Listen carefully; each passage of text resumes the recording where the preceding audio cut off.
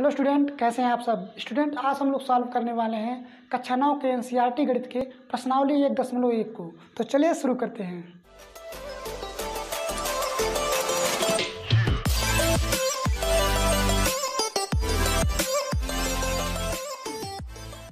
तो सबसे पहला काम हम लोग क्वेश्चन को पढ़ेंगे, फिर उसके आगे जो है हम लोग लगाएंगे। देखिए क्या लिखा गया है यहाँ पर। क्या शून्य एक परिमेय संख्या है? क्या इसे आप p/q के रूप में लिख सकते हैं, जहाँ p और q जो है पूर्णांक हैं और q जो है 0 के बराबर नहीं है।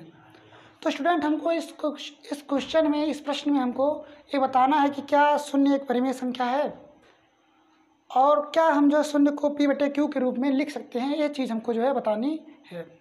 तो स्टूडेंट देखिए यहाँ पर, इसको किस तरह जो है आप हल करेंगे, सॉल्व करेंगे। तो अगर हम बात करें शून्य की, तो हाँ, शून्य जो है परिमेय संख्या है और उसको जो है हम p/q के रूप में लिख भी सकते हैं। तो कैसे स्टूडेंट, देखिए यहाँ पर अगर हम बात करें परिमेय संख्या की परिभाषा की, तो परिमेय संख्या किसे कहते हैं? ऐसी संख्याएं जिनको जो है हम p/q के रूप में लिख सकते हैं, तथा जहाँ पर जो है p और q कोई पूर्णांक होने चाहिए, q जो है 0 के बराबर नहीं होना चाहिए। ठीक, p q कोई पूर्णांक हो, लेकिन जो q हो 0 के बराबर ना हो, बाकी कोई और मतलब कोई भी पूर्णांक हो। तो ये हमारी परिमेय संख्या की कंडीशन होती है या कह सकते हैं परिभाषा होती है।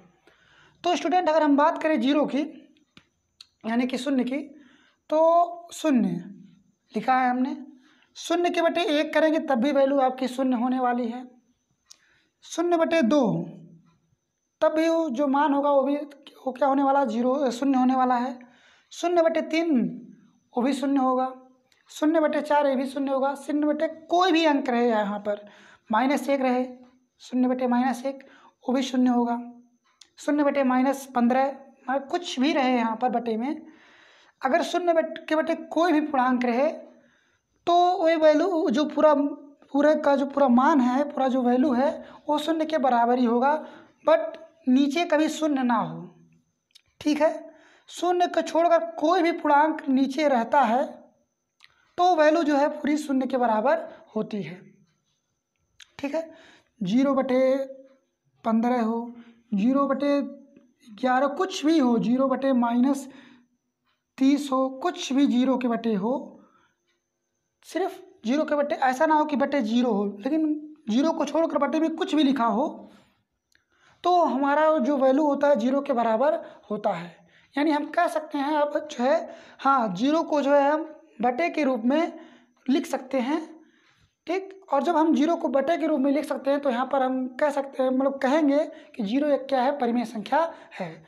लेकिन बटे के रूप में लिख सकते हैं, और जहाँ पर अगर हम 0 को p/q के रूप में लिखे हैं तो हमारा p तो हमेशा 0 ही होने वाला रहेगा। ठीक है, और q कोई भी पूर्णांक रहे, q क्या रहे, कोई भी पूर्णांक रहे। ठीक, 0 को छोड़कर। ठीक, तो जो वैल्यू होने वाली है, जो संख्या होने वाली है, वो 0 के बराबर होगी और वो परिमेय संख्या होगी, क्योंकि हमने उसको जो है p/q के रूप में लिख दिया स्टूडेंट। ठीक, तो हाँ, अब आप इसको लिखेंगे कैसे आंसर में, हल में कैसे लिखेंगे, ऐसे, हाँ, शून्य एक परिमेय संख्या है। हाँ, शून्य एक परिमेय संख्या है।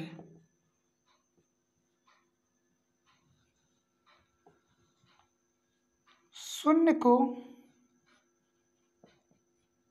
हम p/q के रूप में लिख सकते हैं। ठीक, तो स्टूडेंट इतना लिखेंगे आप जो है हल में। हाँ, शून्य एक परिमेय संख्या है, शून्य को हम p/q के रूप में लिख सकते हैं, और शून्य अगर p/q के रूप में अगर शून्य को लिखेंगे तो p का जो वैल्यू है हमेशा, जो p/q के रूप में जब लिखेंगे तो p का जो मान है हमेशा 0 के बराबर होना होगा, और q कोई भी पूर्णांक रहे 0 को छोड़कर, तब वो जो पूरी हमको जो संख्याएं मिलेंगी, जितनी भी प्रकार की हमको जो संख्याएं मिलेंगी वो सब जो है परिमेय संख्याएं होंगी और परिमेय संख्या 0 के बराबर होगी स्टूडेंट। ठीक, इतनी बातें जो है आप लिखेंगे। ठीक, तो स्टूडेंट ये समझ में जो है आपको क्वेश्चन आया होगा। अब बढ़ते हैं जो है अगले क्वेश्चन की तरफ, अगले प्रश्न की। तो स्टूडेंट हम लोग अब देखते हैं इस प्रश्न को, जो कि जो है प्रश्नावली का दूसरा प्रश्न है। ठीक, देखिए क्या लिखा गया है यहाँ पर, 3 और 4 के बीच में 6 परिमेय संख्याएं ज्ञात कीजिए। तो स्टूडेंट हमको 3 और 4 के बीच की जो है 6 परिमेय संख्याओं को पता करना है।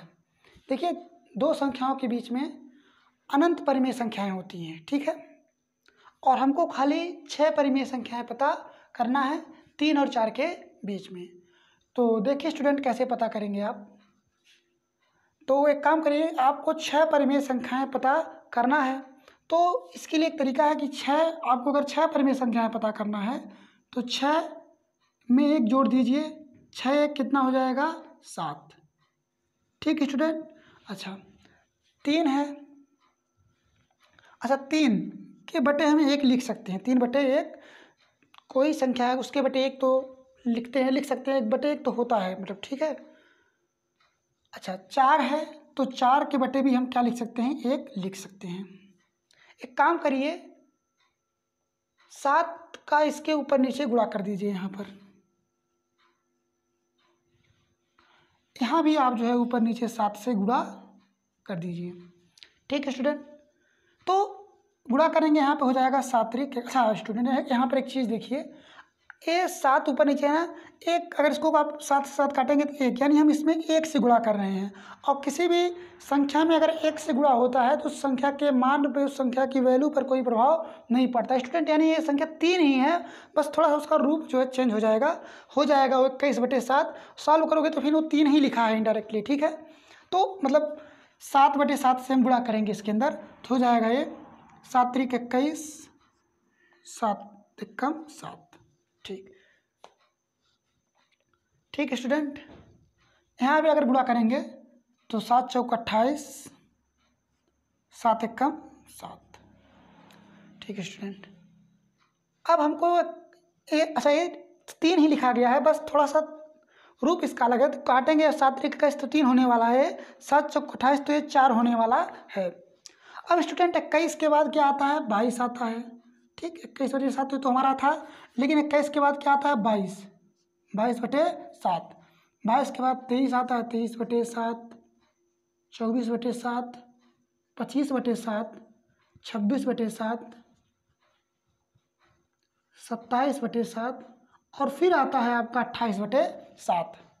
ठीक है, यानी जो ये हम संख्याएं लिखे हैं 22/7, 23/7, 24/7, 25/7, 26/7 और 27/7, ये संख्याएं जो हैं, ये संख्याएं 21/7 और 28/7 के बीच में हैं। अच्छा 21/7 है क्या, एक्चुअली में 21/7 3 ही है, क्योंकि 7 3 21 और 7 चौक 28। और इसके बीच जो है हम लोगों ने 6 मतलब सॉरी कट गया ये, इसके बीच हम लोगों ने जो है 6 संख्याओं को पता किया है, और 6 की 6 संख्याएं जो है बटे के रूप में है, यानी परिमेय संख्याओं के रूप में है। तो ये जो संख्याएं हम नीचे लिखे स्टूडेंट, यह जो है 3 और 4 के बीच की जो है 6 परिमेय संख्याएं हैं। तो स्टूडेंट ये आपका जो है क्या हो जाएगा, आंसर हो जाएगा, उत्तर हो जाएगा ये। ठीक है, इस तरह जो है आप 3 और 4 के बीच 6 परिमेय संख्याएं पता करेंगे। ठीक है स्टूडेंट, अब बढ़ते हैं जो है अगले प्रश्न की। 3 और 3/5 और 4/5 के बीच 5 परिमेय संख्याएं ज्ञात कीजिए। तो देखिए स्टूडेंट कैसे करेंगे आप, सबसे पहला काम लिखेंगे हल। ठीक, तो अगर आपको 5 परिमेय संख्याएं पता करना है तो 5 में 1 जोड़िए, 5 1 कितना होता है 6। ठीक, उसके बाद यहाँ पर आप 3/5 लिखिए, यहाँ लिखिए 4/5।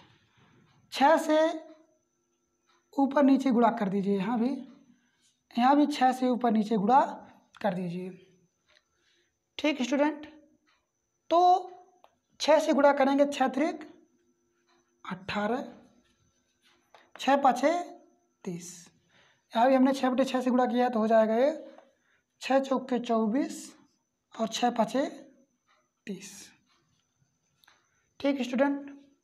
अब उसके बाद देखिए अब क्या करेंगे, यहाँ पर देखिए 18/30।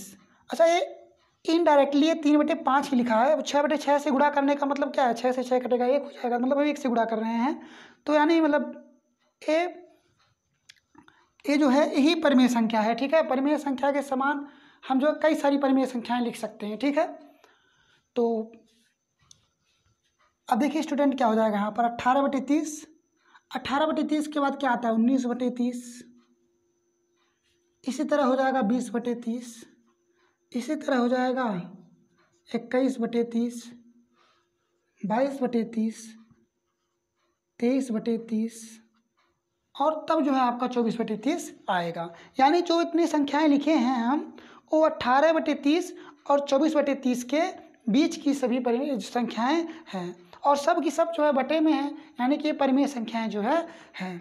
अच्छा 18/30 जो है 3/5 है और 24/30 4/5 है, यानी इनके बीच की जो परिमेय संख्याएं हैं इनकी, अब ये बोलो चाहे ये बोलो बात सेम ही है। ठीक है, इसको सिंप्लीफाई करोगे तो ही मिलेगा 4/5 आपको 3/5 मिलेगा।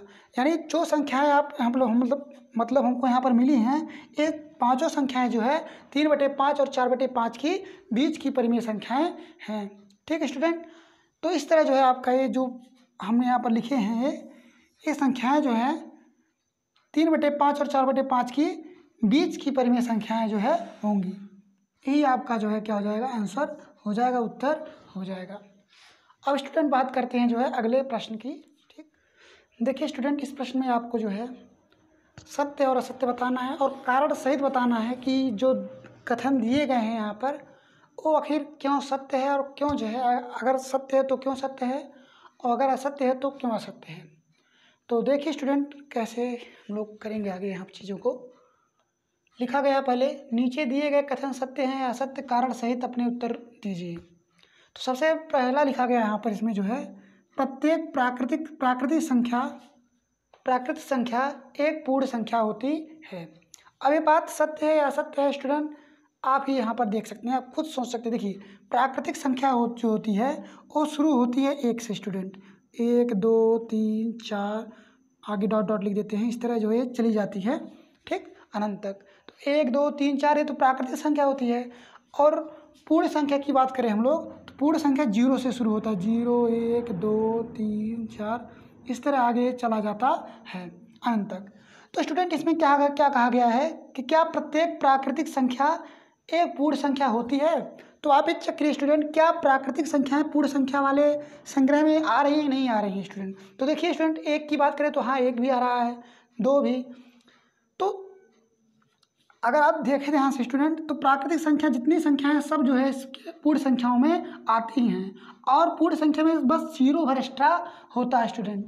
तो यहाँ पर हम कह सकते हैं जो प्रत्येक प्राकृतिक संख्या जो है एक पूर्ण संख्या भी होती है, क्योंकि जितनी भी प्राकृतिक संख्याएं होती हैं सब पूर्ण संख्याओं के अंदर ही आती हैं स्टूडेंट। देखिए यहाँ पर और पूर्ण संख्या में 0 एक एक्स्ट्रा होता है स्टूडेंट। अगर प्राकृतिक संख्या में 0 को डाल दे तो वो जो हमारा संग्रह बनता है वो पूर्ण संख्याओं का संग्रह बन जाता है स्टूडेंट। तो कहने का मतलब क्या है यहाँ पर देखिए ये सत्य स्टूडेंट। पहली बात तो एक कथन क्या है यहाँ पर जी, ये सत्य स्टूडेंट यहाँ पर कि प्रत्येक प्राकृतिक संख्या जो है एक पूर्ण संख्या होती है, क्योंकि कोई जितनी प्राकृतिक संख्या है सब पूर्ण संख्या के संग्रह में जो है आ रही हैं। और तो और 0 इसमें एक्स्ट्रा है स्टूडेंट, ठीक है, ज़्यादा है, मतलब 0 जो है एक अलग जो है नंबर इसके अंदर है। तो हम कह सकते हैं जो एक कथन है यहाँ पर स्टूडेंट क्या है, सत्य है। क्यों सत्य है, क्योंकि जितनी भी हमारी प्राकृतिक संख्याएं हैं सब जो है पूर्ण संख्याओं के अंदर आ जाती हैं। ठीक है स्टूडेंट, तो एक कथन हमारा सत्य है। अगले कथन की बात करें हम लोग तो क्या लिखा गया है, प्रत्येक पूर्णांक एक पूर्ण संख्या होती है। तो देखिए स्टूडेंट अगर हम पूर्णांक की बात करें तो पूर्णांक होता है डॉट डॉट -4 -3 -2 -1 0 1 2 3 इस तरह डॉट डॉट चला जाता है। ये तो हमारा जो है पूर्णांक होता है। पूर्णांक में ऋणात्मक संख्याएं भी होती हैं, धनात्मक संख्याएं भी होती हैं, 0 भी होता है स्टूडेंट। और अगर हम बात करें पूर्ण संख्याओं की तो पूर्ण संख्या हमारी जो है 0 से शुरू होती है, 0 1 2 3 4 इस तरह, ठीक है, 0 और धनात्मक संख्याएं होती हैं। तो यहाँ पर कथन में क्या कह रहा है कि क्या प्रत्येक पूर्णांक एक पूर्ण संख्या होती है? तो देखिए स्टूडेंट, प्रत्येक नहीं, अगर हम -2 की बात करें, पूर्णांक के अंदर -2 भी आता है, परंतु -2 तो हमारा क्या -2 पूर्ण संख्या वाले संग्रह में आएगा? तो नहीं, पूर्ण संख्या वाले संग्रह में माइनस वाली संख्याएं होती ही नहीं स्टूडेंट। तो -2 पूर्णांक तो है लेकिन पूर्ण संख्या नहीं है। तो स्टूडेंट ये बात यहाँ पर असत्य है। क्या है स्टूडेंट? ये बात यहाँ पर जो है असत्य है। कैसे असत्य है? क्योंकि सवाल में कहता है प्रत्येक पूर्णांक, तो प्रत्येक पूर्णांक जो है एक पूर्ण संख्या नहीं होता है, ठीक है। हाँ, धनात्मक पूर्णांक और जीरो को अगर बात करें तो ये पूर्ण संख्या होती है, लेकिन अगर प्रत्येक की बात करें तो प्रत्येक पूर्णांक जो है पूर्ण संख्या नहीं होती स्टूडेंट, क्योंकि माइनस वाले जो है पूर्ण संख्या के संग्रह में नहीं आते हैं, माइनस वाली संख्याएं, ठीक। तो इस तरह जो है हमारी संख्याएं क्या है, मतलब ये दूसरा कथन क्या है? असत्य है। क्यों असत्य है? क्योंकि जो पूर्णांक में ऋणात्मक संख्याएं भी आती हैं, तो ऋणात्मक संख्याएं तो पूर्णांक होती हैं, लेकिन ऋणात्मक संख्याएं पूर्ण संख्याएं नहीं होती स्टूडेंट। तो प्रत्येक पूर्णांक जो है पूर्ण संख्याएं नहीं होती हैं। तो ये कथन जो है हमारा स्टूडेंट असत्य है। अब बात करें अगले कथन की, तो अगला कथन कह रहा है यहाँ पर प्रत्येक परिमेय संख्या एक पूर्ण संख्या होती है। अगला क्या है स्टूडेंट? प्रत्येक परिमेय संख्या एक पूर्ण संख्या होती है। ये बात हमको पता करना सत्य है कि असत्य है स्टूडेंट। देखिए, अगर परिमेय संख्या की बात करें तो परिमेय संख्या ऐसी संख्याएं होती है जिनको जो है हम बटे के रूप में लिख सकते हैं, ठीक। और उन्हीं को जो है हम लोग परिमेय संख्या कहते हैं, जिनको हम बटे के फॉर्म में लिख सकते हैं, बटे के रूप में लिख सकते हैं। तो अगर हम बात करें 1/2, ये एक परिमेय संख्या है स्टूडेंट, लेकिन पूर्ण संख्या में अगर इसको जाओगे ढूंढने तो पूर्ण संख्या में आपको 1/2 नहीं मिलने वाला है। देखिए 0, 1, 2 इस तरह जो है मिलेंगी आपको, ठीक है। बटे वाली जैसे मान लेते 3/2, ये भी आपको जो है पूर्ण संख्या में नहीं मिलने वाला है स्टूडेंट। तो ठीक है, ये परिमेय संख्या है, ये भी परिमेय संख्या है, लेकिन ये पूर्ण संख्या नहीं है स्टूडेंट। तो फिर वही बात हो गई, ठीक है। हाँ, कुछ संख्याएं हैं जो कुछ परिमेय संख्याएं हैं जो पूर्ण संख्याएं हैं, जैसे 4 एक पूर्ण संख्या है क्योंकि बटे 1 लिख ही सकते हैं, ठीक है। और 4 एक परिमेय संख्या है क्योंकि बटे 1 लिख सकते हैं, और 4 साथ ही साथ 4 एक पूर्ण संख्या भी है। तो हाँ, कुछ परिमेय संख्याएं जो है पूर्ण संख्याएं होती हैं, लेकिन कुछ जो है कुछ परिमेय संख्याएं जो है पूर्ण संख्याएं होती हैं, लेकिन कुछ परिमेय संख्या जैसे कि ये और ये सब जो है हमारे पूर्ण संख्याएं नहीं होती हैं। तो स्टूडेंट यहाँ से जो है हम क्या निकालेंगे, ये बात भी क्या है? असत्य है। क्यों असत्य है? क्योंकि सभी परिमेय संख्याएं जो है पूर्ण संख्याएं नहीं होती हैं, जैसे कि ये दोनों, ठीक है। 1/2, 3/2 ये पूर्ण संख्याएं नहीं होती, लेकिन परिमेय संख्याएं होती हैं स्टूडेंट। तो इस तरह आप कारण सहित बातों को लिखेंगे, ठीक है। और यह एक्सरसाइज जो है समाप्त होता है इस तरह, ठीक। तो अब मिलते हैं स्टूडेंट अगले वीडियो में।